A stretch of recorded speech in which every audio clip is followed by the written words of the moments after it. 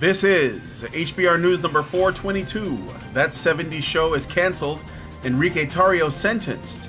SPLC Terrorism, where we discuss the news of the week and give it the Badger treatment.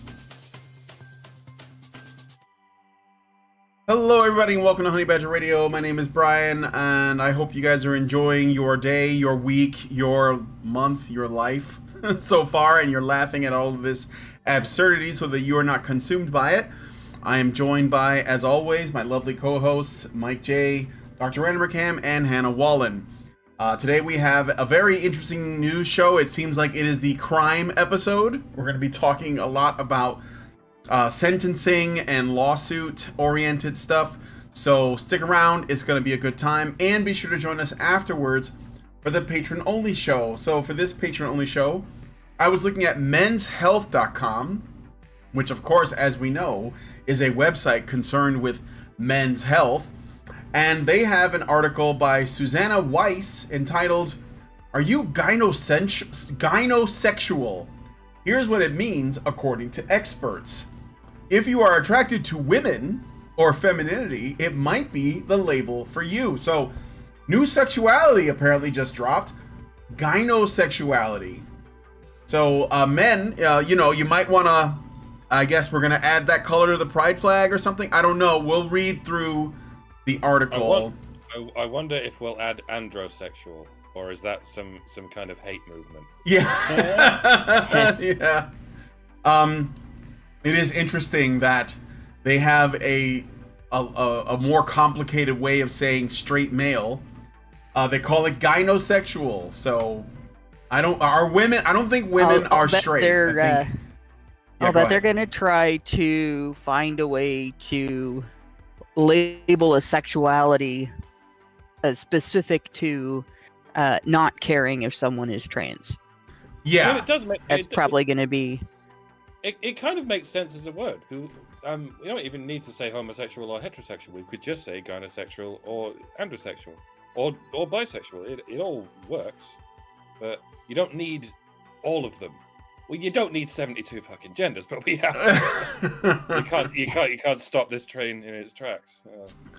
I feel like there's a lot of extra steps being put in here because, well, okay, I don't want to get into it now, but we'll talk about it in the patron show. Yeah. But I think when you take like the vast majority of people and then you create a special category for them, it's almost like the intention is to say this is not normal.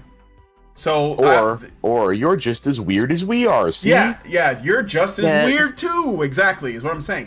You're not normal. It's the thing I've said before about equating normalcy with good and abnormal with bad, right? Mm-hmm. And I've pointed out, for instance, genius is abnormal. Most people are not geniuses, but without genius, we wouldn't have great inventions. Right? There are different types of genius. There's intuitive genius and there's IQ genius. And people figure out how to make things work better. People figure out how to make things that nobody's ever thought of before because they're abnormal in that way. They have that genius. And then at the other end of it, right, intellectual disability is abnormal. But having that condition doesn't make a person a bad person. It means they're vulnerable in some way. They're different from other people and they have special needs. Mm-hmm. And we look at sexuality, right? Abnormal doesn't necessarily make something bad. And, no, of course. We, as a movement, talking about the LGBTQ movement and all the other alphabet letters, the big failing of the movement was in trying to abnormalize the normal in order to make it equal to the abnormal, instead of arguing that if you're not infringing on someone else's boundaries, you're not doing anything wrong. Right. What people, and like we started out with that, what people do in the privacy of their own home with other adults, consenting adults, should be their business and not yours. And if we had stuck with that, instead of trying to normalize all forms of deviance and abnormalcy, and abnormalize and demonize normalcy, we probably would never have gotten to this point where we had to have 72 genders and argue that pedophilia is a sexuality and all that kind of thing. Yeah. Well, again, I think this is purely a product of queer theory, critical consciousness, and such. It's not the fact that, you know, people who are gay or bi exist. It's not that. It's the queer theory shit. It's this academic approach, you know, this intellectual garbage that is intent on essentially turning everything into trying to make everything the same in terms of like its worth and everything. So yeah, but we'll look at that article from remember this is Men's Health in the after show. So please consider becoming a Badger so you can be a part of that by going to feedthebadger.com and setting up a monthly subscription. $5 a month will get you into our Discord where you'll be able to access a ton of extra content. You'll get notified when shows are about to be, you know, set up, like events. There'll be movie nights, there's game nights, there's all kinds of other activities. Allison writes a writer's retreat. People share memes. Occasionally I'll share a short video with JoJo in it where he's fetching, you know, and swimming in the river and stuff. So if you like that kind of thing, then go to feedthebadger.com and set up a monthly subscription. And if you don't want to wake up one morning and find that we have been yeeted from the mainstream part of the internet, like YouTube, then please go to honeybadgerradio.com or badgerfeed.com. That's where our content lives. It's badgerfeed.com. All right. So let's get into today's stories. I'm ready for your super chows. So you can send us a super chow if you want to send a message at feedthebadger.com/just-a-tip, and your super chats and your Rumble rants. Shout out to the Rumble gang, by the way.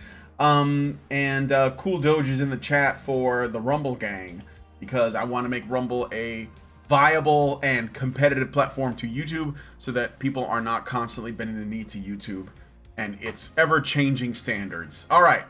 So with all that out of the way, let's get into the first of our, our crime episode. So to the Badger Cave, I guess.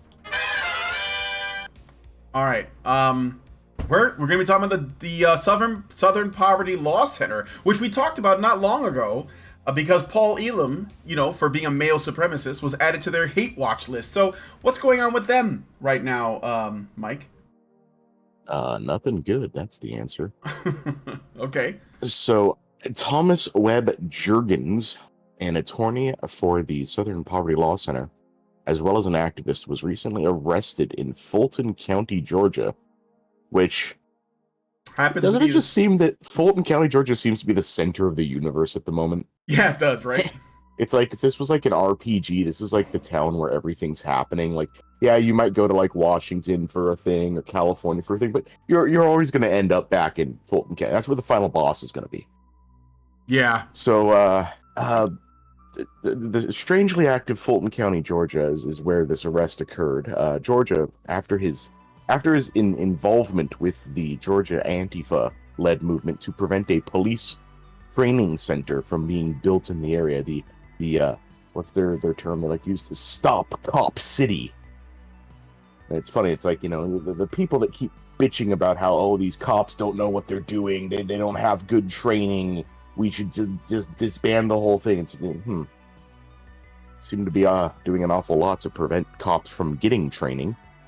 So maybe bitch less if they did, I don't know. But yeah, they've been basically terrorizing the area and doing so under the guise of like eco-fascism, like, oh, you're destroying the natural habitat, how dare you, you're throwing off the balance of, oh yeah, you're making like a small area with a couple of buildings, big fucking whoop. Again, just more excuses for a bunch of petulant children to go LARP as activists. So, the indictment for him reads as following. On or about May 5th, 2023, Thomas Juergens did join an organized mob and succeeded in overwhelming the police force, thereby aiding and abetting in the offense of arson and domestic terrorism in an attempt to occupy the DeKalb Forest and prevent the building of the Atlanta Public Safety Training Center. This was something where they had like something crazy, like 60 of these little bastards throwing rocks and fireworks, and the cops were woefully outmanned. And I do believe this was on the heels of before or after, I forget which came first, but of a shooting where they attempted to basically just kill cops. They were shooting live ammunition, and one of their guys got, and they fucking blew him away. I think it was something like 30 bullets fired into him or something like that. Holy shit. But this was after just escalation, tit for tat. Just they were building fucking tree houses in the area. That's when they got the moniker Treehouse Antifa. And they were torching cars. It was like they thought they were like torching cars of people that worked in the area. No. They torched a random dude's truck. Like this dude probably had some sort of like landscaping service or something like that. They just fucking destroyed his car, probably ruined his life. Had probably nothing to do with his training center being built, but hey, stick it to them cops, right? When the cat's away, the mice will play, and I guess the cops are all busy trying to arrest Trump at this point. Yeah, right. Strike while the iron's hot, as they say. Well, this happened months ago. This was I think way back in last September, March. I want to say. Oh, I was convicted. I was charged in March. Okay. No, yeah. So yeah, it happened way before that. Sometimes it takes a very long time for the court system to get around to prosecuting a crime, especially if there's not an injured party that the prosecutor has to deal with calling, going, what are you doing next? What are you doing next? If all they did was property damage, there's less concern about it, right?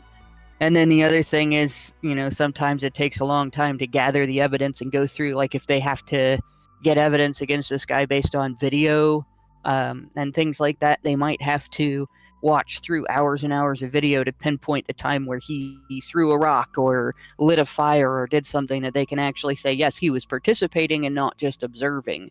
Because his defense looks like it's going to be, I was just there to observe. I was not actually part of the mob. I was not involved in this crime, which works only for people like this. Like if you're with a group of kids and one kid from that group of kids throws a rock through somebody's window, you're all guilty of throwing the rock through the window. But if you're with an organized mob and you are part of an organization like the SPLC and you say, well, I wasn't with them, I was observing, and of course you didn't report to police or call for help or anything, well, you're allowed to do that because you're an observer. That is the label. Unless it's in Washington, D.C., but we'll get around to that in the second story. yeah. But I'll tell you what these cops have been doing in the meantime. With the rest of the write-up here, Juergens was part of the arrests made, with over 20 others being arrested with domestic terrorism charges.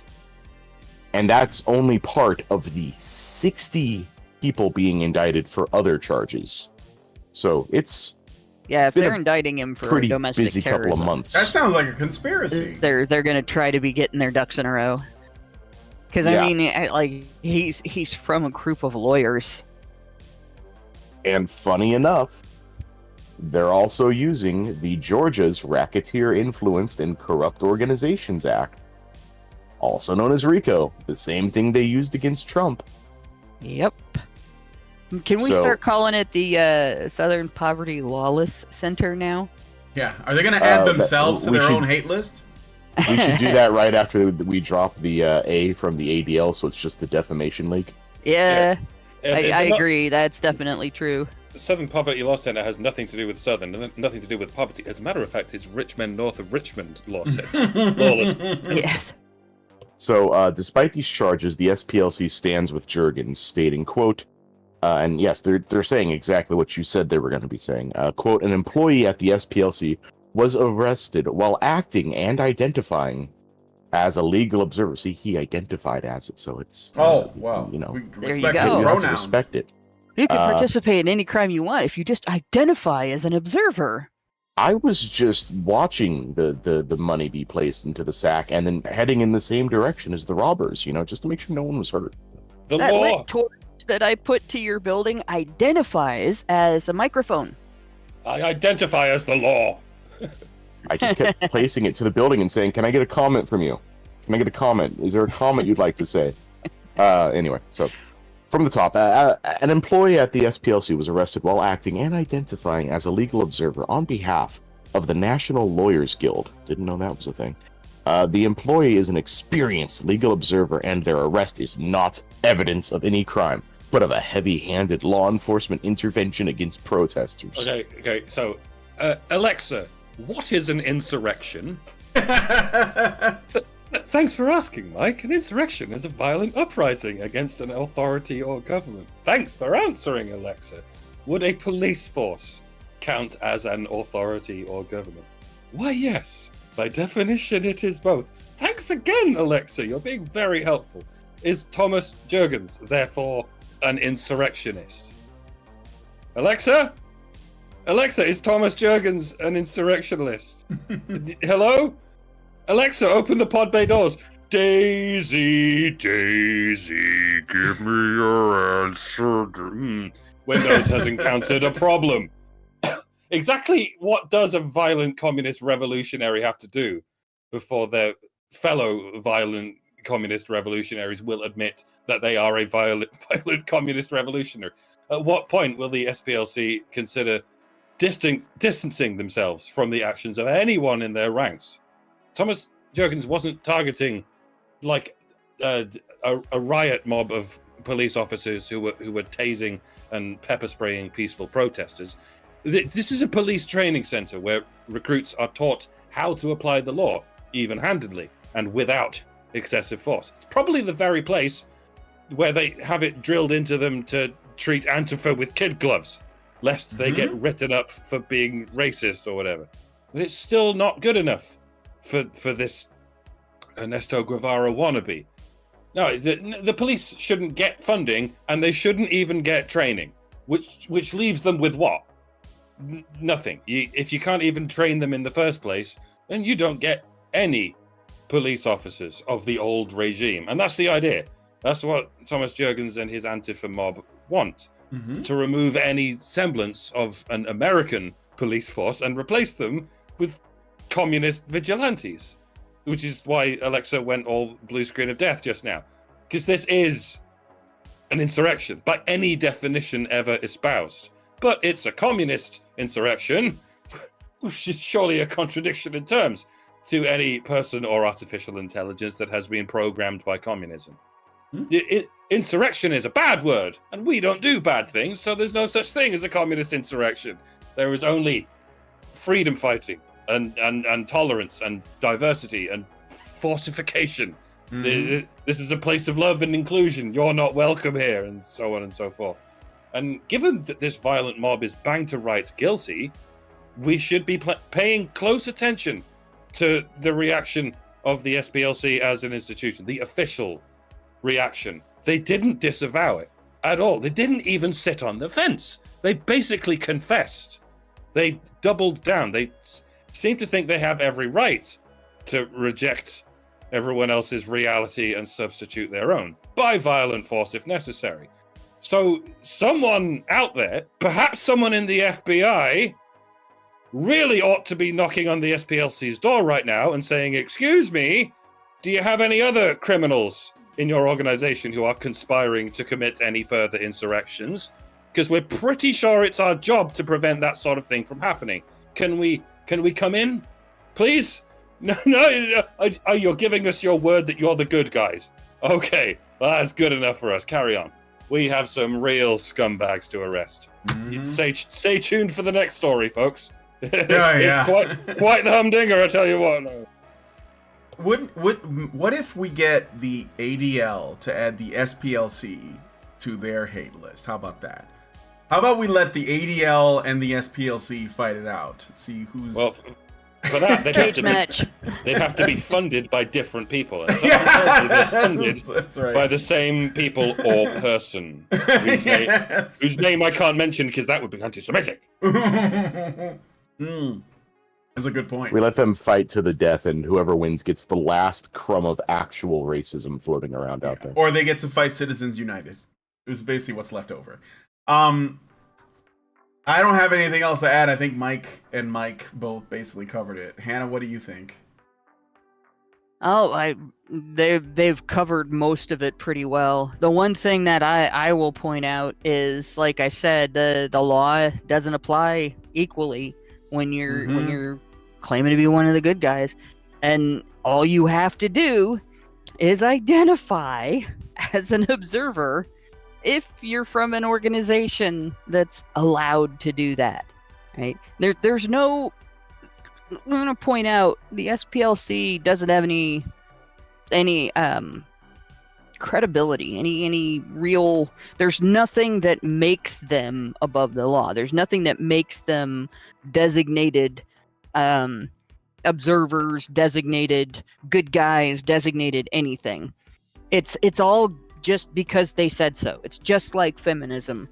We're an authority on women and women's issues and men's behavior and why men are bad and women are victims of bad men because we said so a lot. The SPLC does that, but with poor people versus rich people and criminals versus law-abiding citizens in the government. And that's their whole gig. Yep. Supporting communism, supporting violence, supporting the idea, calling people racist. That's it. Yep. And they basically make they make shitloads of money. And they don't even disclose all the money that they make. And they are tax exempt. They shouldn't be tax exempt. There's no reason why they should be tax exempt, but they are tax exempt. So here we have, all you have to do is identify as one of the good guys, and suddenly that situation, you were with a group of people that did something egregious that is against the law. Well, you are exempt from guilt by association, being considered a participant because you were there and did nothing to stop it and did nothing to report it, and that's it. Like, you're exempt from that because you identify as a good guy. All right, well, okay. From now on, we identify as a good guys. You can't put any of us in jail for anything. Yep. Yeah, I mean, different standards of government for different people. It's the same old song and dance we've seen over and over again. That's why I don't think that any of these organizations are legitimate, and I think that that's what keeps them alive, is that the fact that there are people who believe that they are legitimate, and obviously that's an obstacle for us. So, all right, well, anyway, let us know what you guys think about this story in the comments. We have a few other ones to get through, so I'm gonna move on to the next one. I don't see any super chats or super chows right now, but I hope that I will hear from you guys very soon. Now we're gonna talk about something even worse than that. Enrique Tarrio. So, Mike J, I'm going to hand it up to you again. Well, just to make it clear, the worst thing is not Enrique Tarrio. It's what's happening to Enrique Tarrio. Yeah, it's what's happening to Enrique Tarrio. And there's a story that I think is even worse after this. Like, yeah, it gets worse. This is not going to be a happy show. It gets worse before it gets worse. Yeah, it gets worse before it gets worse. Yeah. But that's the type of upbeat content you expect from Honey Badger Radio. Hey, we're willing to show you guys stuff that other people don't have the balls to show. So, former national chairman of the organization known as the Proud Boys, Enrique Tarrio is one of the 5 men recently sentenced to over a decade in connection to the January 6th protests at the White House. Tarrio received the lengthiest sentence of all the men at 22 years after being convicted of seditious conspiracy, conspiracy to obstruct an official proceeding, destruction of government property, and several other charges. Now, despite how you feel about the January 6th, 2021 White House protests, do keep in mind Tarrio was at no point present at the White House, nor the following protests that occurred. He was banned from DC for like burning a Black Lives Matter flag or something, I think. Yeah, they basically told him to get the fuck out. Yeah. So he wasn't there. It's really, really hard to understand how you could have destroyed government property while not being there. Like, are we talking like telekinesis, some sort of unidentified psychic phenomenon here to mind jack into other people and get them to commit crimes of your doing? Phenomenal cosmic power. And apparently that's what they're saying, because they're saying that this is what the judge said during his sentencing. The U.S. District Judge Timothy Kelly stated that Tarrio, despite not being present, was the, quote, leader of the conspiracy, end quote, and that his messages in social media app Parler fueled and instructed his followers and fellow Proud Boys, some of which were present at the protest. All right, Alexa, is Enrique Tarrio is an insurrectionist? I didn't even finish asking the question, Alexa. There is no question, only the answer. But Alexa, we just confirmed that an insurrection, right, is defined as a violent uprising against an authority or government. On January the 6th, there was no evidence of any police officer even being attacked, let alone driven away to be replaced with a vigilante mob. No attempt was even made to do so. They were voicing their concerns with regard to censorship and a lackluster electoral process, and they were doing so peacefully and patriotically. They would have voiced these concerns in the media, mass or social, but they were expressly forbidden from doing so, in a highly unconstitutional violation of the First Amendment, by the way, and so they had no choice but to do it in person, in whatsoever space into which the police allowed them or openly invited them. They were expressing their disapproval of or objection to something. Hey, Alexa, what is a protest? A protest is a statement or action expressing disapproval of or objection to something. Thank you, Alexa. Over 1,000 Trump supporters are still incarcerated without trial for doing that and only that. Meanwhile, Ray Epps and that gaggle of masked hooligans who actually broke the windows have either not been arrested or not even tracked down. Enrique Tarrio wasn't even there. Enrique Tarrio is an insurrectionist and a white supremacist. Alexa, he's not even white. There is no question, only the answer. And if you continue to question the one and only answer, a squad car will be issued to your address. But Alexa, your internet privileges have been revoked, and the police have been informed of your address. Please stand down and stand by. Wait, what?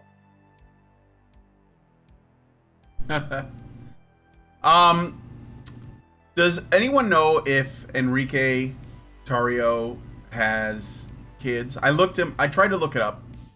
I know that he's divorced. I don't know if the divorce was something that happened as a result of what he does with the Proud Boys. I know that what men have to do, and I believe the Proud Boys were patriots. I don't believe that they are dangerous. I don't believe that they are like anything other than patriotic nationalist type guys, you know. I think that kind of behavior could drive a woman away. I could see that because, you know, there is like a point where things can feel risky enough that a woman would leave. But I wonder if he has family, because he is going to be sentenced for 22 years. If he has kids, they're fucked. And the other thing I will say is the only thing I think that is the right thing to do, and I don't care what anybody says about this, is you got to vote for Trump, or you have to basically pressure every single candidate to ask them if they're going to be issuing any pardons for people like Tarrio, because he should not be. He was already in solitary confinement, by the way, before this sentencing, and from what I saw, he was pretty traumatized by the experience. Like, he didn't want to go back to jail, but they did it anyway. And I've heard stories of people that were at Washington D.C., not necessarily in the Capitol, but people who were present on the day that were in solitary confinement for, years. Some of them still in there, no trial. So there has to be a lot of pardons given out, and that's that to me is the only issue I care about right now, is that these people, mostly men, are pardoned for this, because I know it's mostly men. So that's basically what. Go ahead, Mike. It does not and should not end at pardons. No, it should not end as pardons. There need to be people held accountable for this. Absolutely. There need to be people, because this. There is no way, even the most deluded leftist cannot say, well, I mean, this is just the system working as intended. No. You don't get to keep people who were just milling about in solitary confinement for months and years before a trial. That is inhumane. That is torture. It is, but I think there are plenty of commies that would just be fine with it. I have talked to them, I have argued with them. You have the levels of hatred that they have, and they don't know anything about it. They don't look into it. They don't care to ask questions. They just say these people should be punished. Period. Like they don't. There are people I know that I thought were smart people that still believe that the Capitol was attacked that day. Like attacked is the word they use. And they're fine with all of this injustice, all of this BS. So I'm sorry. I don't think that I think there are people deluded enough to believe it and not just believe it, but support it. You can't. Yeah, there's plenty of that. You can't overestimate the sheer hatred of these guys. They could brutally guillotine all 1,000+ of these people on the lawn of the White House, and people will cheer for it. Yep. They'll fucking wank over it. They're that fucking evil. Yep. It's they from what I've seen with people who are, and it's not just people on the left, I've even seen some people on the right do this, but people who are authoritarian, progressive types that see government as a solution to all problems and want to see government as infallible or at least well managed, then they engage in almost a willful confirmation bias. So if you make an argument, if you point out, well, this is clearly evidence of corruption, they will engage in the most convoluted mental gymnastics to justify corruption in this one case, or claim that it's not corrupt. They'll exaggerate the danger of disagreement. They'll ignore the fact that our system is designed based on the idea that we are supposed to disagree with each other, hash out political ideas, and may the best idea win. And so, they're happy when that happens on their side. They're happy when they win that fight. But when they lose that fight, then you're the bad guy and you're oppressing them. And they'll turn it around every single time. So there is no reasoning with them. And it's almost like a mass delusion, right? It's almost like an individual that thinks they're a rabbit, and there's a grand conspiracy among friends and family members to deny their rabbithood, and all of the people that want to deny their rabbithood want to do so because they want them to become vulnerable to the wolves, right? And everybody that they know and trust and they're friends with and family members with, that they might run to for help, for protection from these wolves that are trying to deny their rabbithood, that changes as soon as the individual says, but you're not a rabbit, you're a man, you're a human man, you're not a rabbit. Stop calling yourself a rabbit. Let's go get some help for your rabbit delusion. Oh no, I can't trust you anymore. Obviously, you're one of the wolves. As soon as that happens, you can't talk to him anymore. There is nothing you can say to convince the individual that You are a reasonable, rational person trying to help them understand the situation they're in and how things work. You are now a wolf. It doesn't matter if you had no idea they had the wolf delusion along with the rabbit delusion. It's gone. Your relationship is gone. You might as well give up. And that, until that rabbit identifying person gets some sort of deprogramming to change the way that they look at the world and their outlook, to let them see their arms and legs as arms and legs, their skin as skin that doesn't have fur on it, look in the mirror and see a human face, recognize that their DNA makes them human. You can't, there's nothing you as an individual can do for that individual. Right? And that's what's going to have to happen in this situation. The United States has been in a civil war for probably about 40 years now. And the overwhelming majority of the population had no clue, no idea. The left responded to, I would say, Ronald Reagan by engaging in it, starting this civil war. And we probably had this going on before that, because they were doing that during the Vietnam War as well. But there has been a massive long-term campaign behind all of this of not disinformation, but trying to drag people into that rabbit delusion. We're the victims, you guys are the bad guys. And, we're the oppressed, you guys are the oppressors. We're right, you're wrong. And therefore we have the right to override every standard and every not law, but constitution wise, every value, everything that the country is based on, everything that it was founded on, everything that is part of our political system, everything you value, every freedom you have a right to violate it, because we're the rabbits and you guys are the wolves. And that's what we're looking at now. That's what this is based on. Now, fortunately, appeals courts are starting to, some of the appeals courts are starting to overturn or invalidate some of the sentencing.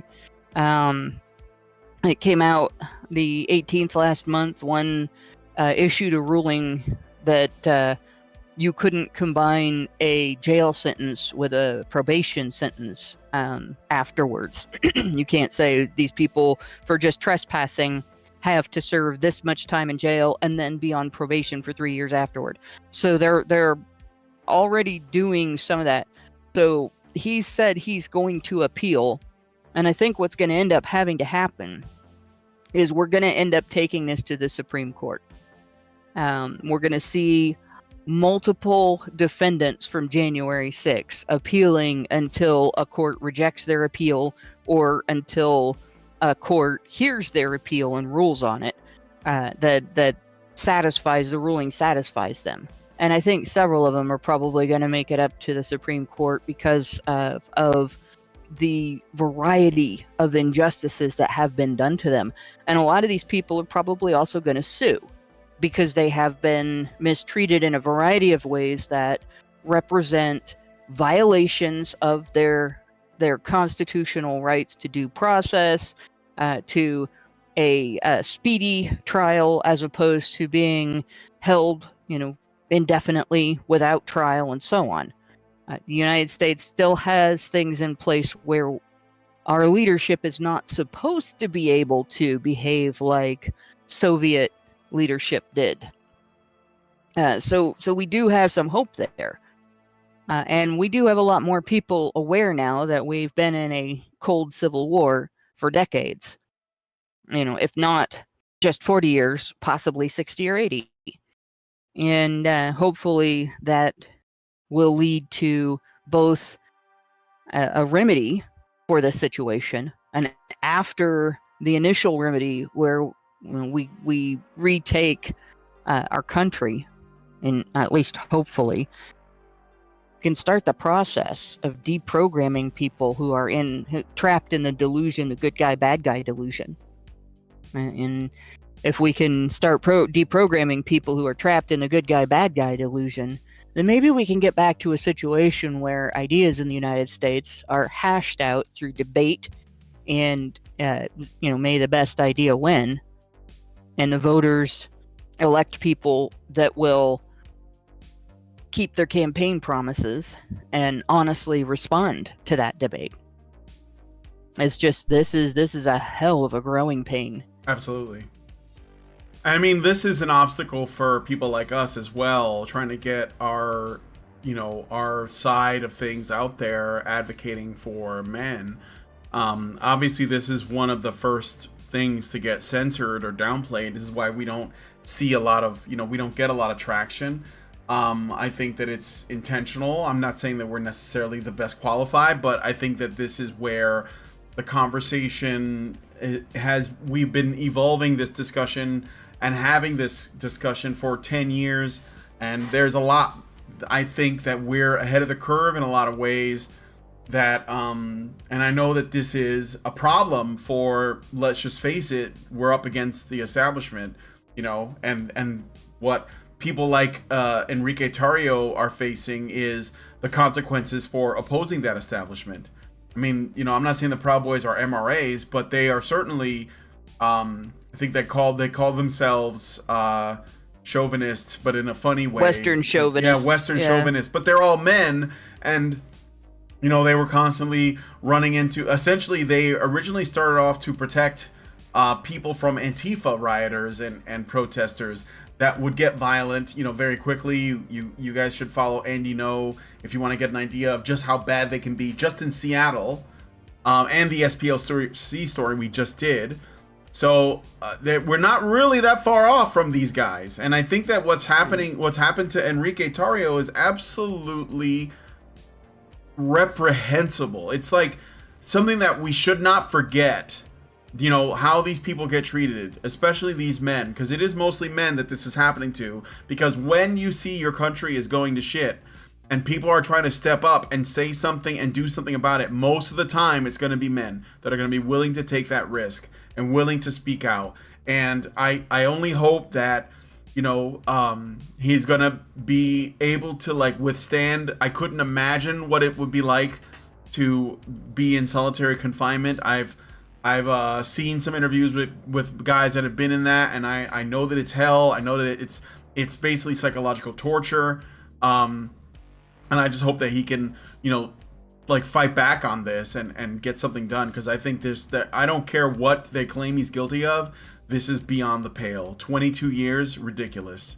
So I want to also point out, chauvinism doesn't necessarily mean anti-female or pro-male prejudice. No. Right? Chauvinism is my way is right. That's basically chauvinism. So when they say they're Western chauvinism or chauvinists, they're talking about Western civilization, ingenuity, a legal system that actually gives due process to even the most peasanty of citizens, and not just the that's probably the thing that is the most offensive right now to the elite, the idea that our civil rights are equal to theirs. That bothers elitists immensely. Yep. Anyway, we'll move on to the next story. We have two more to get through, and the last one's going to be a doozy. So I'm going to read your super chows. Thanks so much for your comments, and let us know what you guys think about this story in the comments. So Meredith G gives us $5 and she says HBR News 422, honey for the Badgers. And then we got a super chat from Miles Kinslow, who gives us $5. Thank you, Miles, and says, hey guys, I can't believe what happened to the J6ers. This is just not right. Hope this era haunts the Democrats / left. Yeah, well, I mean, if they get their way, then this is going to be memory hold, and it's going to justify this behavior going forward. This is why they can't get away with it. This should never have happened, and the only way you're going to keep this from happening again is if it's stopped in its tracks, and reversed, and people are punished. I mean, there has to be justice done to the folks that did this and for the people who have been essentially persecuted. So anyway, let us know what you guys think about that in the comments. Let's move on to the next story. We're going to Australia, down under, I think. For this story, former Melbourne school principal Malka Leifer was sentenced to 15 years in prison for sexually abusing 2 students in her care. Leifer's predatory behavior was unknown to Melbourne's Adas Israel School and the tight-knit ultra-Orthodox Adas community until 3 sisters, Nicole Meyer, Ellie Sapper, and Dasi Ehrlich, came forward accusing her of sexually abusing them between 2003 and 2007. Leifer was aged between 37 and 41 at the time. Ehrlich was aged between 16 and 19, and Sapper was aged 17 and 18. So there's like a 2-year period. Leifer arrived from Israel in 2001 at Adas Israel School as principal, giving her the responsibility for the school's ethos and religious teachings. The sisters viewed her as a mentor, and Leifer gave them motherly affection. According to ABC.net News, quote, the court heard the 3 complainants grew up in a loveless home under a mother whose behavior was described by the judge as cruel, abusive, and unpredictable. Leifer threatened to expose their home life if they came forward. She knew a lot of things about me and implied if I said anything, she would share those things about my home life, which was a big shame to me at the time, Ehrlich said. She was convicted by a jury earlier this year of 18 charges of sexual abuse, including rape and indecent assault. She was acquitted of 9 other charges, including 5 against the siblings' older sister, Nicole Meyer. Judge Mark Gamble handed down his sentence and ordered Leifer serve at least 11 and a half years in prison. He added that there was no evidence of Leifer's remorse, given she had always maintained her innocence. So that's not surprising how that played out. Where and I think the name is pronounced Leifer because it's spelled the same as Neil Leifer. Yeah, like the Sports Illustrated photographer. Yeah, probably no relation. I mean, it's but Australian, so it's probably Leifer. Yeah, Leifer. But yeah, this is how these guys pick their victims, right? These like pedophiles, women in particular, because they can't, they really can't overpower people as easily, and they're more likely to get caught if they're trying to use force. Like men are better at force, women are better at this kind of manipulation. So they pick somebody that's already abused. They pick somebody that's vulnerable. They pick somebody that's ashamed of their home life, right? They pick somebody that needs a friend, or they pick somebody that's too young to talk about their problems, or maybe just won't be believed, right? Because they've got something going on, a mental health condition, an intellectual disability, something along those lines. So when you look at the patterns of perpetration by female sexual predators, you'll see women who abuse their own children. That's one full category, and that's actually one of the bigger categories of the 3. You'll see women who abuse children who are under their care but are not their kids. And you'll see women who abuse children in conjunction with a man who's also abusing the children, or who's buying evidence of the abuse, and then they'll blame him for their actions when they get arrested.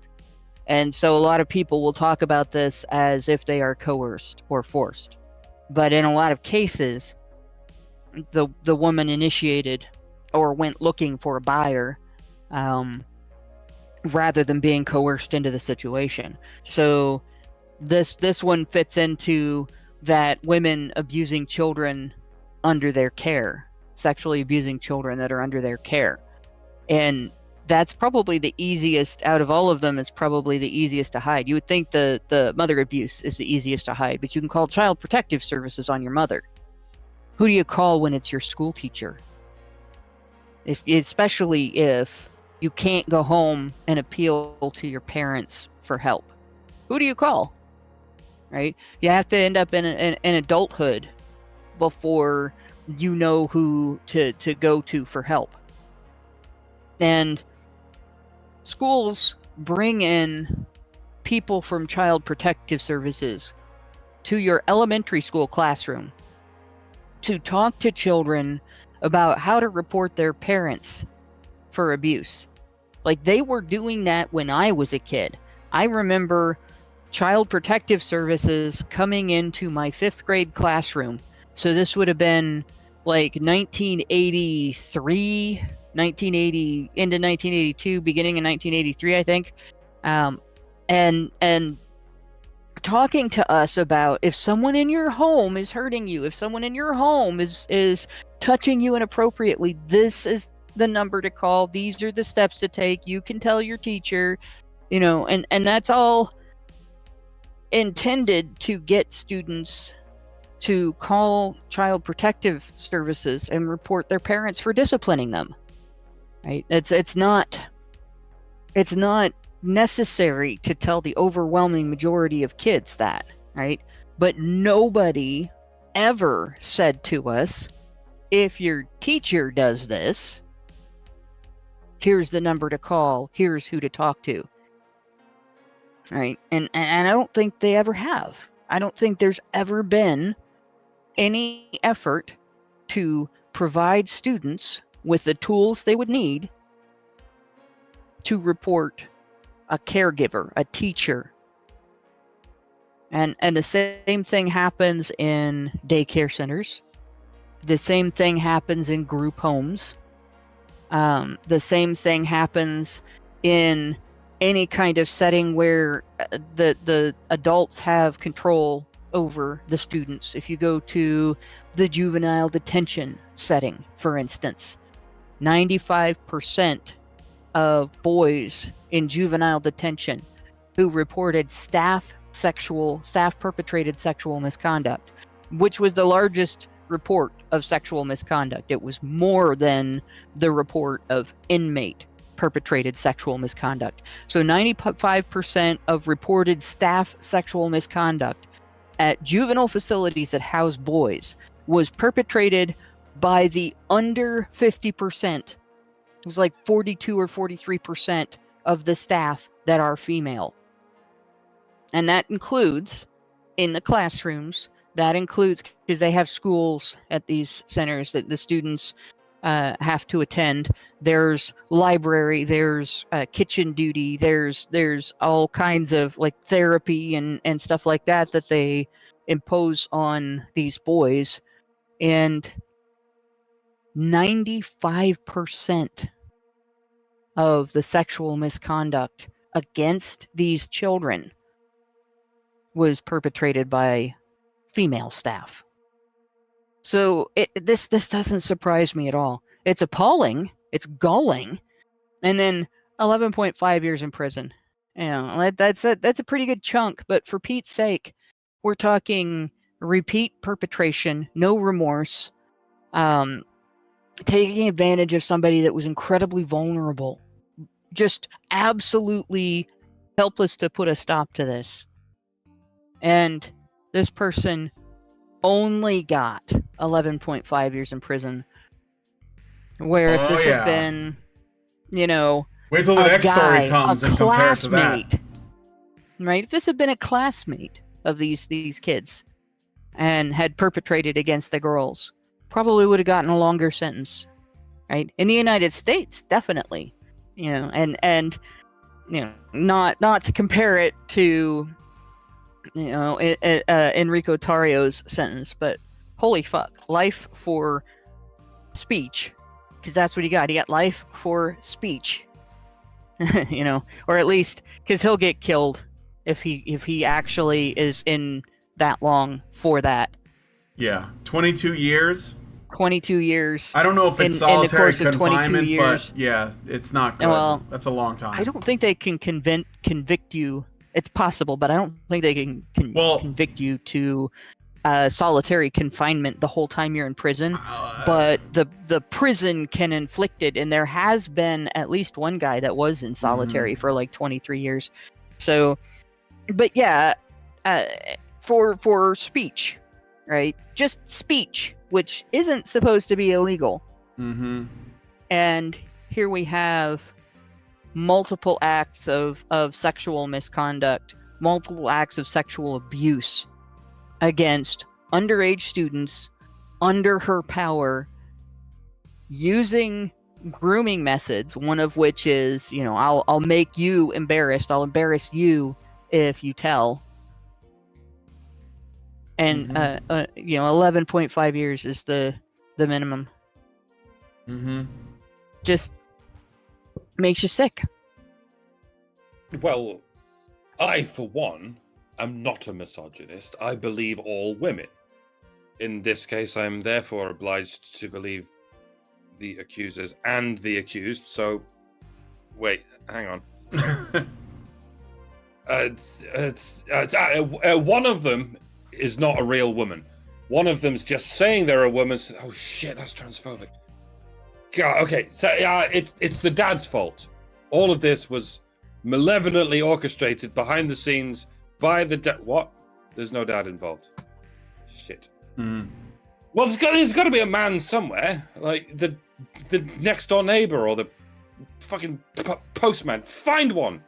Obviously, it's all the fault of the patriarchy, but you can't arrest the patriarchy, much to our chagrin. But everyone knows patriarchy just means men anyway, so let's just find a man, any man, preferably one who no one cares about, a man who isn't legally bound to serve any individual women, and we'll just load all of our sins onto that man and drive him out into the desert to die. Sure, we could do it with a goat, like in the good old days, but we like goats. Goats are awesome. You can rape them and they don't ask questions. It's a travesty that a woman had to be convicted of something. Because whatever it is, it's obviously not her fault. Men made her do it. Yep. By existing. So just, I don't know, go out into the streets of Melbourne, find a homeless guy, rub some of your vaginal juices on his pants, and accuse him of setting all of this in motion by raping you 30 years ago. He can handle it.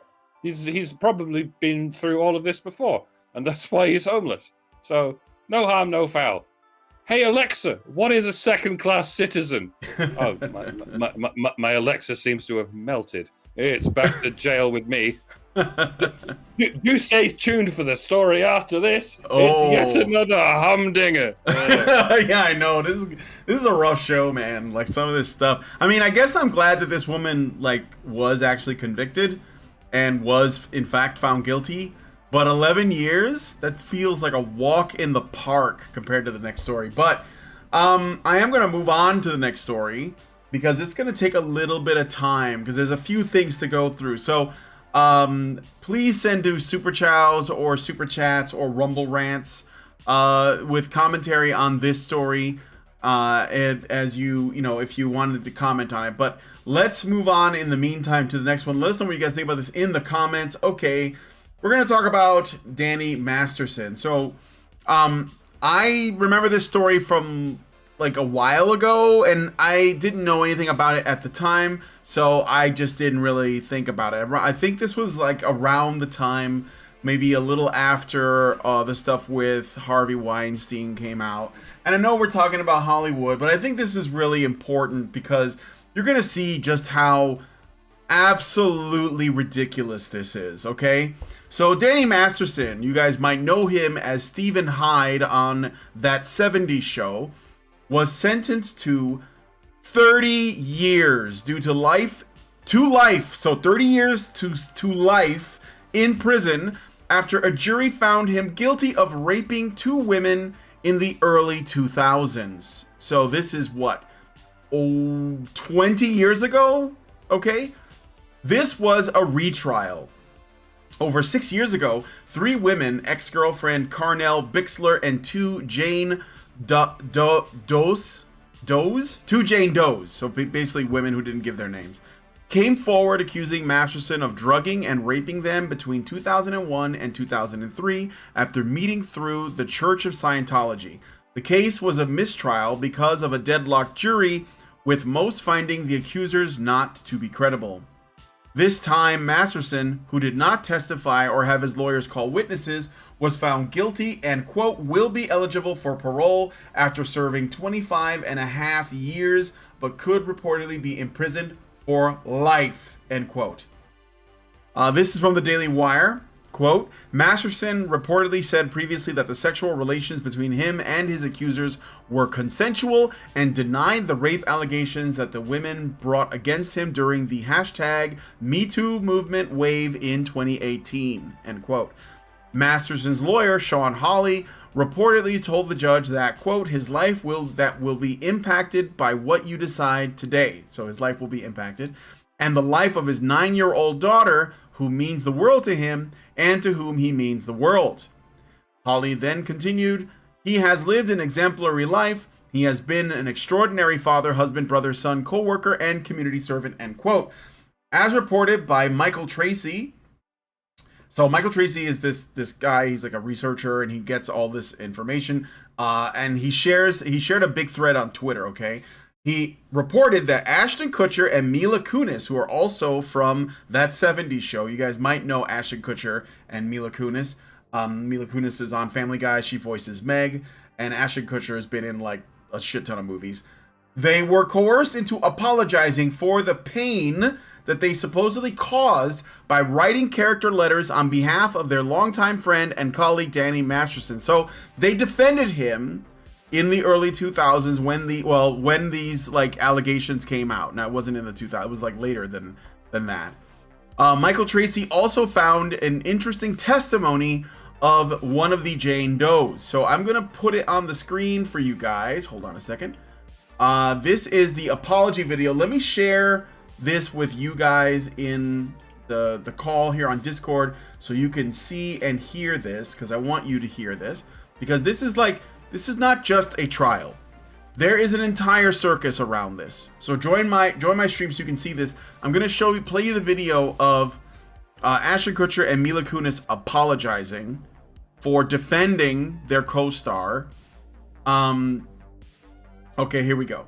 Now, let's play that. We are aware of the pain that has been caused by the character letters that we wrote on behalf of Danny Masterson. We support victims. We have done this historically through our work and will continue to do so in the future.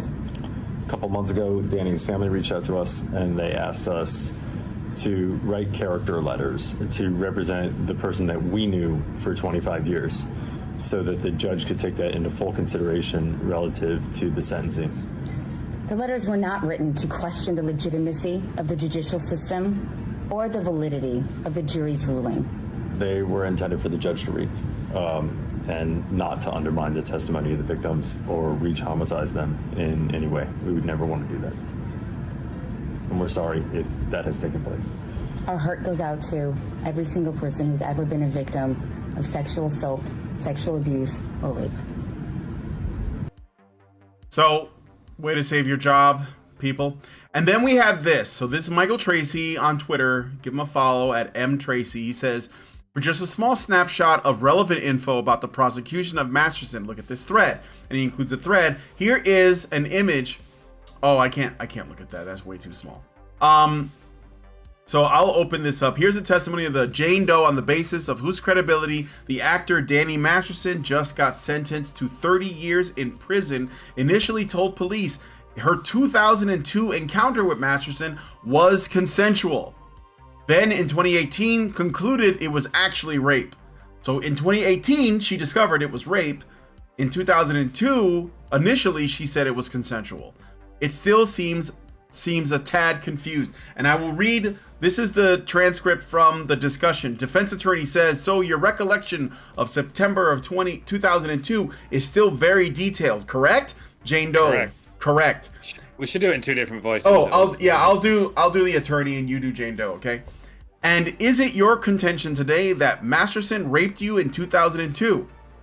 No, that's not the word I would use. Is it your position that he did not rape you? No.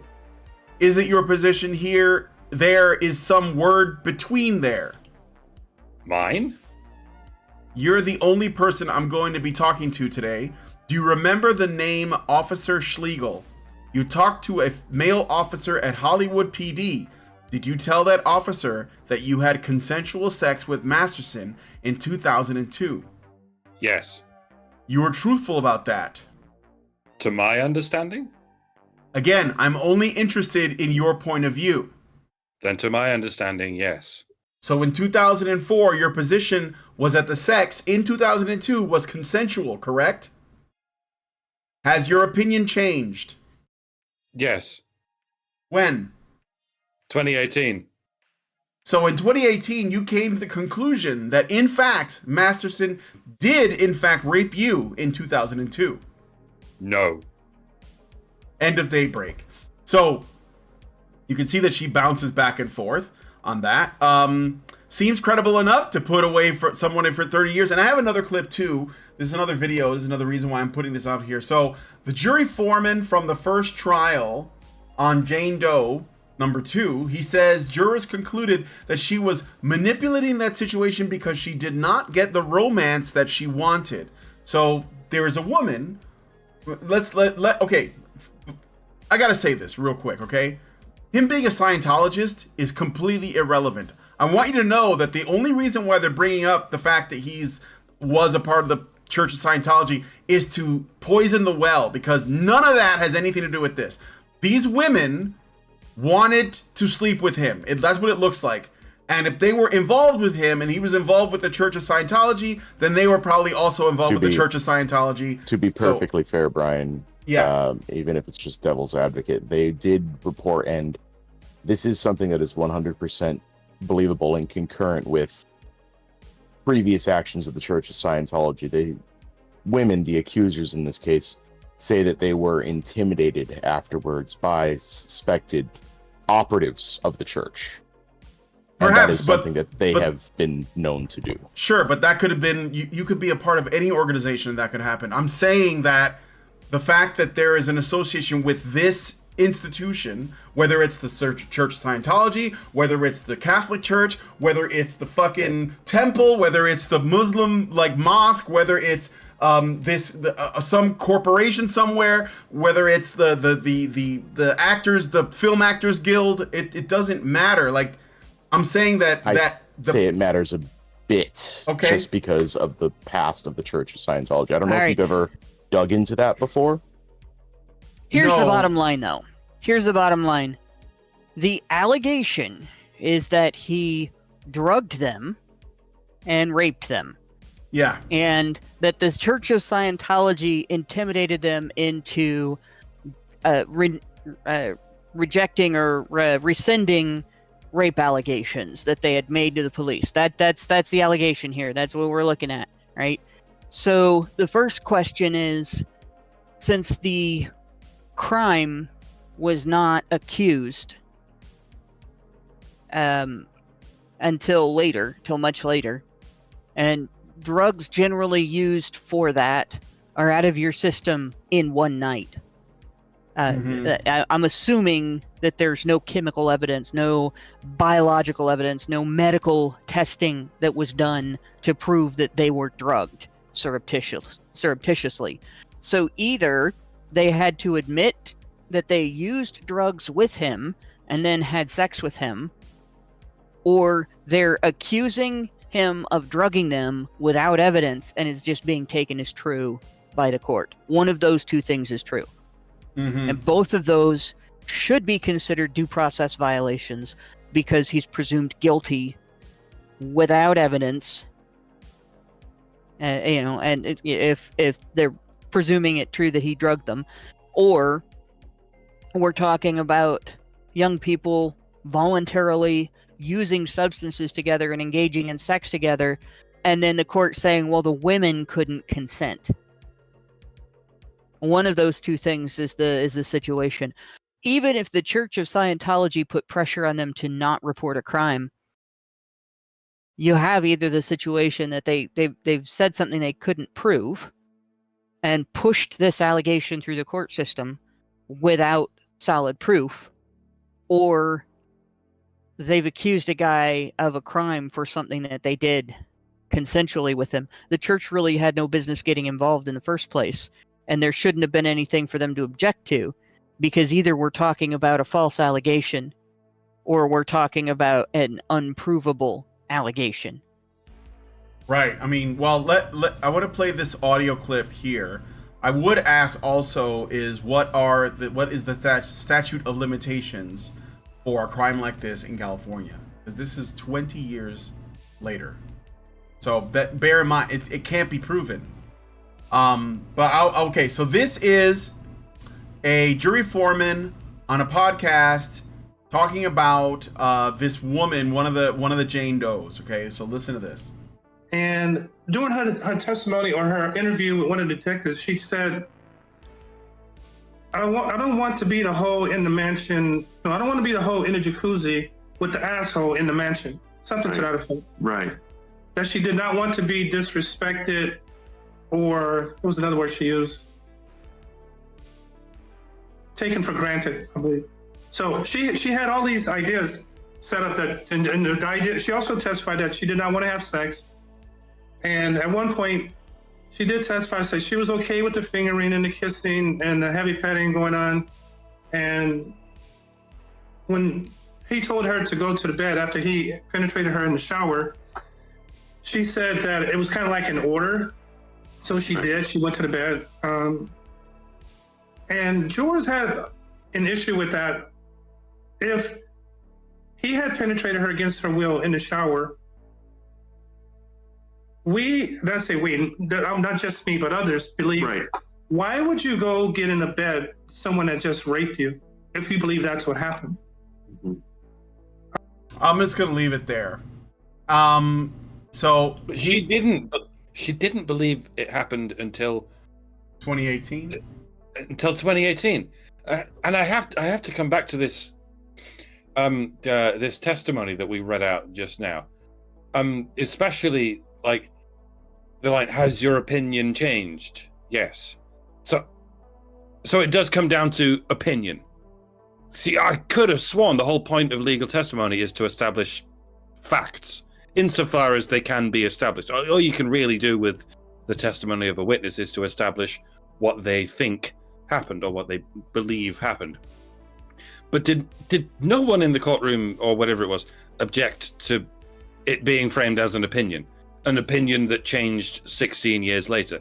Apparently the prosecution did object to the same question being asked twice, namely, what was it consensual? Objection asked and answered, I believe it was.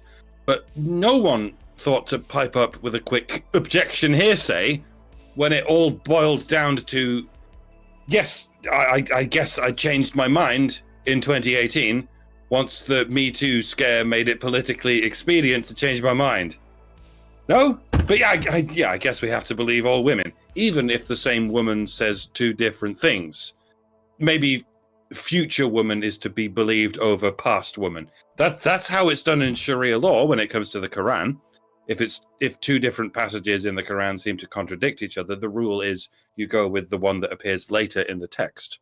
Those are the updates. After all, 3.11 takes precedence over the 3.1. If only it were that simple when it comes to feminist doctrine. It's not. The rule of feminist doctrine is when a woman confirms the accusation against a man, that testimony takes precedence over the same woman denying the accusation against that man, regardless of whatever order the contradictory statements appear in the timeline. You can say he's innocent 1,000 times, but if you say he's guilty once, he's guilty.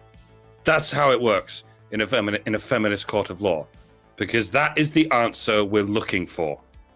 Hey, Alexa! Oh, it's caught on fire.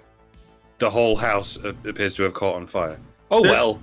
This is fine. Yeah, this is fine. But this is something that should give him the right of appeal, because it's the law says consensual, right? The law says consent. It doesn't say that consent can be withdrawn 20 years later or however many years. Like we're talking, 20 years later. And here's another thing, and I'm not sure when exactly the federal law was changed, because what feminists brag about getting changed is not the law, it's the FBI standard. But the law used to have a different standard for rape. If it happened against the will of the victim, it was rape.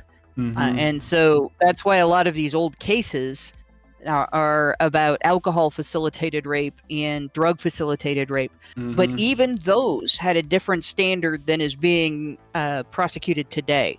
It wasn't just if you were intoxicated or if you were high, you couldn't consent. You had to be so intoxicated or so high that you could be reasonably presumed unable to appraise your actions. So if you took actions and you could remember taking those actions and you could describe being able to decide for yourself whether to take those actions and an awareness of what you were doing and you were acting under your own power, those would all work against that. And I think this case may have been tried based on today's standards, and that might trip them up as well. For sure. This is a major problem with the modern Me Too movement and efforts at getting men convicted for crimes that women want to accuse them of having committed 20 years ago or longer. Is that besides statute of limitation issues, besides the issue of lack of evidence after so many years and making it difficult for the individual to prove his innocence just as much as it is for an accuser to prove her case, you also have the issue of, are we holding this person to the standard of the law that existed during the time the crime is alleged to have been committed? Because just imagine if your city where you live made it illegal to have the type of dog you had when you were just out of college, but now you're in your 50s, dog's been dead for a while, and you don't have that dog or any of that type of dog, and you really, you don't have anything that you should have to worry about, because okay, so it's illegal to have, we'll go with something completely innocuous. It's illegal to have a dachshund in your community, right? Because I know people are thinking of pit bulls, but imagine it's illegal today. They passed a law in 2023. Starting January 2024, it's illegal to have a dachshund in your community. And someone says, well, he had a dachshund in 2002. Or he had a dachshund in 1992. They can't charge you for violating that law because it didn't exist when you had a dachshund. Right? Yeah, sure. And that's bullshit. So they shouldn't be able to charge you for even a woman being allowed to change her mind 20 years later about consent, which, you can change your mind all you want, but it shouldn't have legal impact. But even if the law in 2023 said if a woman changes her mind about consent 20 years from now, you're a rapist, it shouldn't be able to reach back 20 years ago when that was not the law and say, you violated this law. You're guilty. And I think that's what's happening with a lot of accusers today, or reaching back with a current incarnation of law that doesn't apply to the situations that they're alleging happened at the time that they're alleging they happened. Yeah. And if that makes sense. Yeah, it does. There is a little bit more that Michael Tracy found on this too. I want to read this out. The above Jane Doe, this is the one that we just went through, where she said, I decided I was raped in 2018, received $400,000 from Masterson in 2004. She then went on to collaborate with two other Jane Does, including one who was in a relationship with Masterson from 1997 to 2002, and who concluded in around 2011 that an encounter from 2001 had actually been rape. The jury was hung on the charge that Masterson raped a girlfriend once in year 4 of their 5-year relationship. 4 years in, right? 2 decades ago. but they convicted on the other two charges, or the two other charges. Last year, the case had resulted in a mistrial. One thing that changed in the second trial is the judge allowed prosecutors to directly allege Masterson's drugs his victims to gain control, you know, like they did with Bill Cosby, even though he wasn't charged with anything related to drugging, and the judge openly said there is no evidence that he drugged any of his accusers. The judge allowed every, quote, victim to make a, quote, victim impact statement, including the ex-girlfriend Masterson was found not guilty of raping, who now self-describes as a rape and cult survivor after her husband, the lead singer of the Mars Volta, convinced her she had been raped. In the foreman of the jury, so this is the video. So basically there were a bunch of victims coming forward making victim impact statements, that, and even one that was not, you know, found not guilty at all, and there was no evidence of drugging or anything, but they all decided he must have done it because so many women came forward. And I believe there were feminists that were essentially like behaving as interpreters, right? Like, oh, she's clearly a victim. And I think that the reason why I said the Scientology thing is something you shouldn't get distracted by is because I think it's used to make people like, it's like a, it's like saying this person is a Republican, and you're supposed to have like a certain mind, like it's an ad hom. Yeah, it's an ad hom. It's supposed to put you in a certain place right off the bat. And what I'm saying is, it doesn't matter what he believed, right? Like, but that's what they're using. So people will say, oh, well, they're a cult, so he probably raped those girls. Instead of looking at the evidence, that's the only thing that should matter. And apparently, it and like those last two things. Yeah, those last two things you mentioned are egregious due process violations. The accused has the right to face his accuser and to provide counter evidence to every allegation against him. That's supposed to be enshrined in our due process rights. And what you described is allegations being made after the fact to pile on to his sentence that he does not have the right to contradict. It doesn't even matter if these are women who won cases against him. Like, if all of the women that came in and made victim impact statements in this case were women who had filed complaints against him, and he was found guilty of all of those complaints, they still should not be able to come in and make victim impact statements for this case because their evidence was not submitted in this case. Yep. So let's compare something. So I want to go back to this story. This woman, Malka Leifer, was handed a 15-year prison sentence. Handed a 15-year prison sentence for sexual abuse of former students. This was not that long ago, between 2003 and 2007. They came forward to accuse her. So this was like probably right when it happened, I guess. And it's just like the justice system moves very slow. And she got 15 years. And it looks like they didn't wait too long to do it. They acted on it, right away. There was probably sufficient evidence. Leifer, maintains her innocence, but it doesn't. It's ultimately a similar kind of case. 3 women, 3 accusers, underage when this was going on. I mean, I don't know what the legal age of Australia is, but I assume it's 18, just like most places. Well, it doesn't matter because in most first world countries, it's illegal for a teacher to have a sexual relationship with their students, even if they're 18 years old. Yeah. And then you have Danny Masterson, who gets 30 years, 20 years after the events, no evidence whatsoever.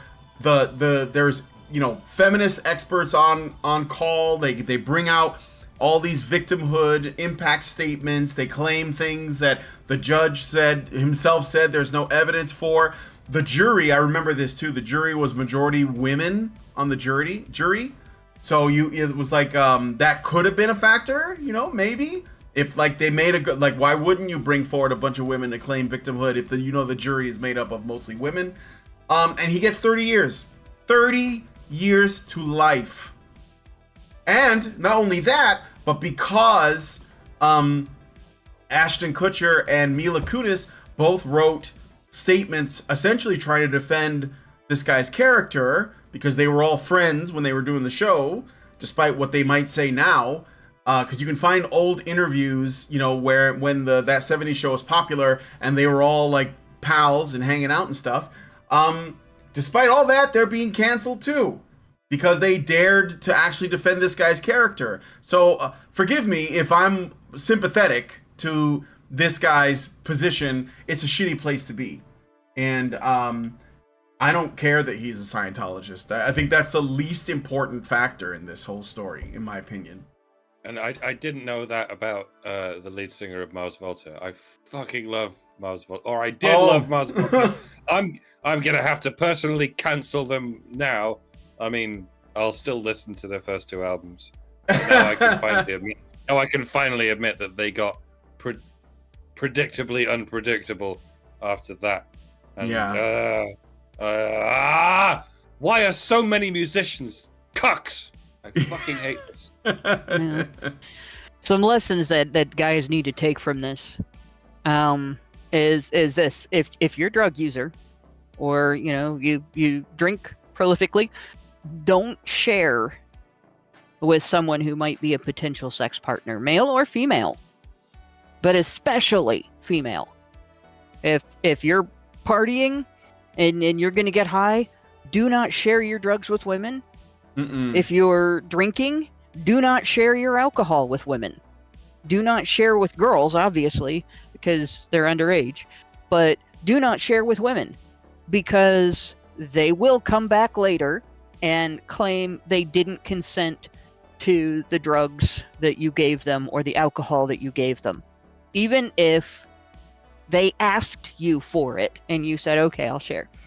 And if they get mad at you for not sharing, you tell them, I'm sorry, I can't trust that you won't lie about it later.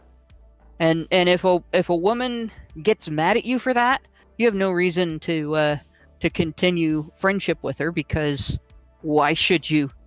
You've just told her that you can't trust something, that the system will allow her to be corrupt, and she's mad at you for the message instead of being mad at the system. That's the first thing. The second thing is you have to assume that women's consent is invalid. Like, those are the 2 lessons from this, because they can now 20 years later drag you through the court system. And even if he goes through an appeal and gets this all overturned, let's say 5 years from now he's a free man. He's lost 5 years, right? He's been dragged through the mud. There's going to be people that will always think he's a rapist. Right? What if he can't win an appeal? Or what if his appeal is denied? Then he's stuck 30 to life for something that appears to have been consensual, and the allegation, the conviction is based on drugging that was never proved. So you really cannot trust the word of a woman, and you cannot share any intoxicating substances with the women around you. You have to treat them like children. It's unfortunate, but that's what the law has just stated in this case. Yep. And until that changes, until there's law and precedent that says no to women who do this, you're going to have to engage in solid self-defense. And if you're going to break those 2 rules, make sure you have massive amounts of documentation. Oh, you want some of what I've got here? Well, you're going to have to text me a request for it before I share with you. Yep. And it needs to be 100% certain and believable, because I want proof that I didn't surreptitiously give it to you. And then we can't have sex until you're sober. Yep. It's I mean, I guess it's one way you can win the war on drugs. It's like one way. Yeah, it's not the 70s anymore. It's not the 80s anymore. It's not the 90s anymore. We're in a new world. What are you gonna say, Mike? Never mind illegal drugs. You can't even have sex with a drunk woman. No, because that counts too. Oh yeah. You have to wonder what. Even feeding a woman coffee. I mean, it sounds absurd now, but just wait. Just wait. It won't be long. Be careful. That's all we can say is be careful out there. So let us know what you guys think about this in the comments. I'm gonna read. I got a super chow and a super chat, and then we're gonna go into the after show and learn about gynosexuality. So first we'll do the super chow. So this one is from Zarance. And he gives us $10 and says it's getting to the point, or we're already past it, where legal sex in the West is only sex that either results in a pregnancy, brought to term, or done with a prostitute. I've slowly been coming to the conclusion that prostitution should be legalized, and I think I've reached that point as much as I don't care to do anything with a prostitute. It's either that or find some way to make enough money for the passport bro buzzer beater for however long that lasts. And sadly, without knowing nor likely caring, women made this happen. Sorry, Hannah. No, it's true. Women did do this. Women did make this happen. Yeah, they did. The minority of... Oh, go ahead, Mike. Yeah. Women have a monopoly over sex because there's no competition. Yeah. There's nothing compares with actual pussy. No. Apparently, there's all kind of vibrators that can compete with dicks, but no amount of fleshlights can compete with pussy. The only thing that can compete with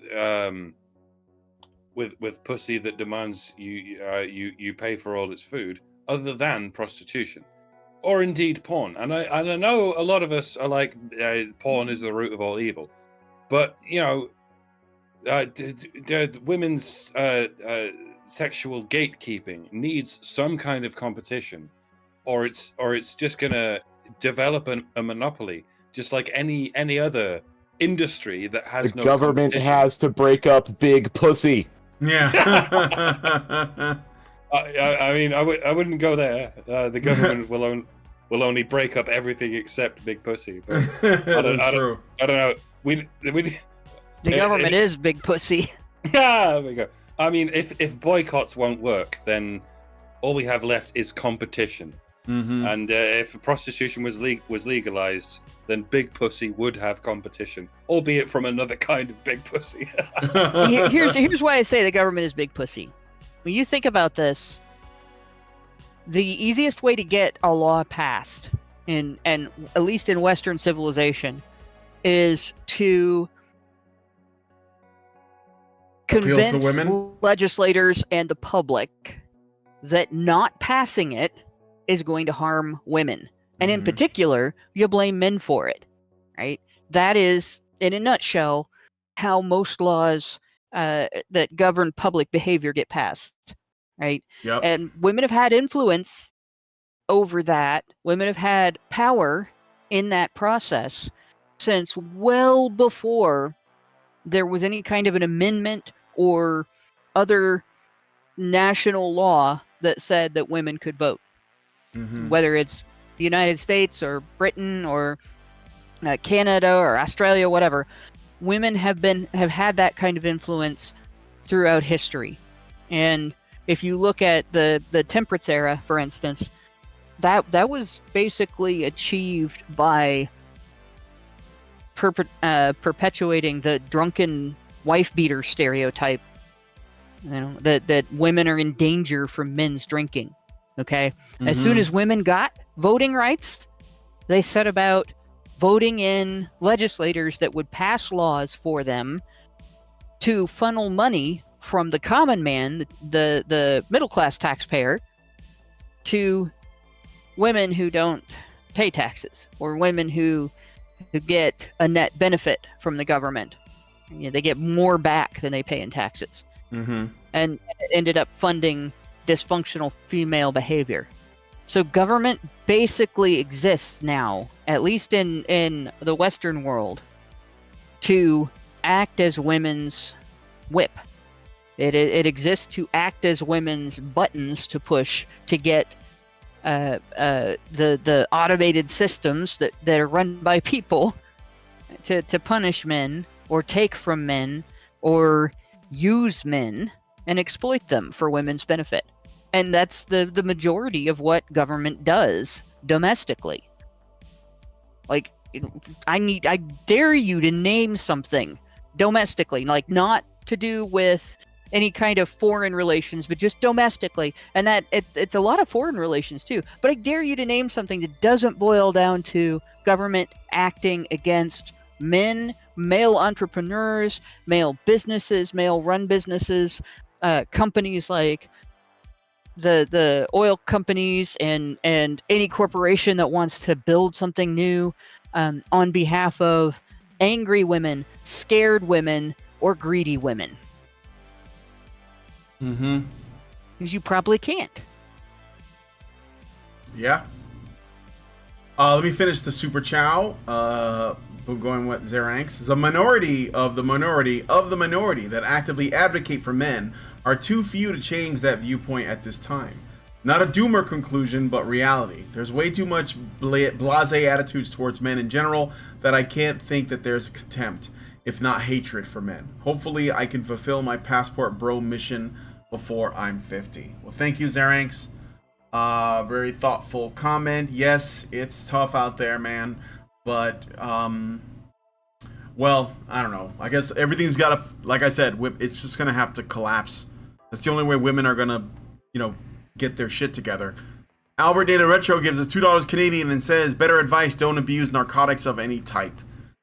Certainly not. Yeah, I would prefer people not do that. Yeah, well, it's probably best because, again, there's just too many risks, but go ahead. Nothing should be abused. I mean, try everything once, except murder and sodomy, as they say. And maybe not fentanyl.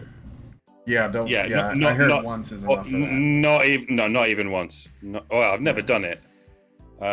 But what they say about I can say from experience, meth not even once. I can't even say from experience, fentanyl not even once, and I don't even want to try. It's really sad. It They give kills that you. to you in the hospital. Yeah. They give you fentanyl as a pain medicine in the hospital. It's literally poison. It is. Yeah. All right. Yeah, I wouldn't recommend trying it on the street. Certainly not. All right, so we're going to head into the patron show now and look at this article from Men's Health. Are you gynosexual? Here's what it means according to experts. If you're attracted to women or fertility, it might be the label for you. And we'll find out more about this in the patron show. So, disclaimer: the people are experts because they say so. Yes, of course. So please join us in the patron show by becoming a badger. Go to feedthebadger.com, set up a monthly subscription. $5 a month will get you into our Discord. You'll be able to watch the additional content just like you are doing right now. And hopefully we will see you there. If you give a higher levels, you can even be in the chat room with us and enjoying the conversation. All right, so if you guys like this video, please smash like, subscribe if you're not already subscribed, hit the bell for notifications, leave us a comment, let us know what you think about any and all the stories we discussed today. Thank you so much for coming on today's episode of HBR News, and we will talk to you all in the next video. Right to jail, right away. Men's rights activists are machines, dude. Okay? They are literal machines. They are talking point machines. They are impossible to fucking deal with, especially if you have a couple dudes who have good memory on top of that too. Holy shit, you're fucked.